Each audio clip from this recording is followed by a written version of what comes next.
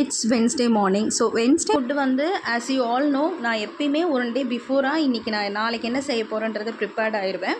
So நான் வந்து mutton வந்து வாங்கினேன்.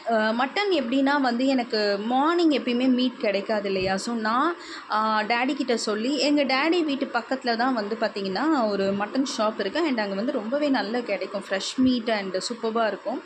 எலும்பே போட மாட்டாங்கல்ல மாதிரி இருக்கும். ஸோ எப்பயுமே டேடிகிட்ட சொல்லிடுவேன், டேடி வாங்கி வச்சுருவாங்க, நான் போய் கலெக்ட் பண்ணிக்குவேன். ஸோ மண்டே நைட் போய் வாங்கிட்டு வந்து மார்னிங் வந்து பார்த்திங்கன்னா மட்டன் உருளைக்கிழங்கு போட்டு குருமா வச்சுட்டேன்.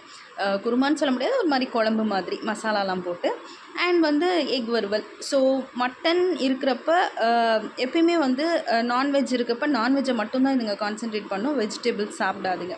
ஸோ ஐ தாட் இது வந்து நம்ம நான்வெஜ்ஜாகவே ஃபுல்லாக கொடுத்துடலாம் அப்படின்ட்டு. And this is so called சாகம்.